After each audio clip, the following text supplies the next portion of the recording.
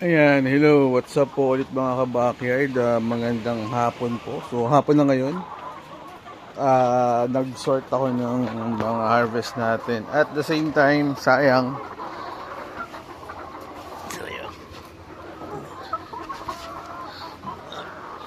nag-sort ako. Tapos, ito, isang, ano, luya, saka, luya, saka bawang. Organic na painom namin. Sinare ko lang luya, bawang para sa pag-improve din ng mga ng mga alaga natin. So, at the same time, antibiotic siya. Natural antibiotic yan. Yan. So, yan, kakatapos ko lang mag-sort.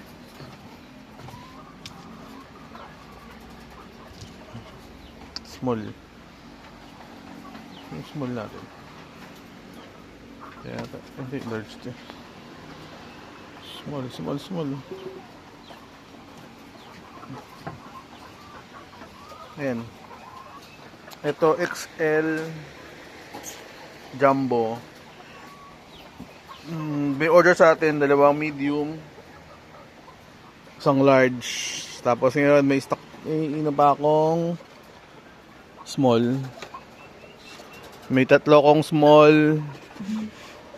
May large pa ako. 2 large ang available ko. Sut kalahati pa to. Ayan. Large. Tapos itong mga jumbo. Ayan. So, unti-unti. Yung piwi ko, ito na lang oh.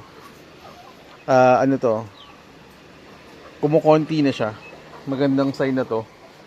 Ito 3. 2, 3. Magtatatlong tray ng piwi. Piwi saka extra small yan. So, as much as possible, wala na tayong ganyan. 3 na lang. Ano to for 2 days na harvest yata to. 2 days na harvest namin. Nababawasan na yung piwi sa small. So more on small and medium. Small, medium, large. To small, marami pa ring small. Pero at least may large na kami oh. Ay, nakakadalawang. Etong 2 ano na to for 2 days. Naipon na yan for 2 days. So may nasasalit kasing iba. Gaya nito, mga XL Jumbo, ayun o, lalaki nito. Ayun o, mga double yoke pa nga siguro yan. Ayun o, yung isa 80 plus yung timbang ko eh. Ayun o, diba, laki. Ito, sayang may crack siya. I-consumption na lang namin. So ayan, magdi-deliver lang kami ng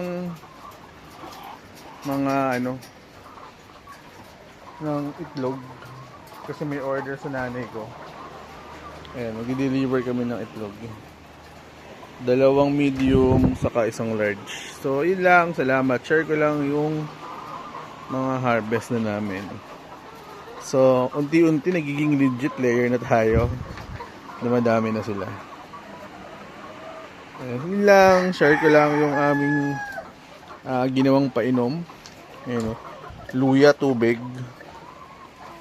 ang painom namin ngayon para sa mga manok natin. Salamat.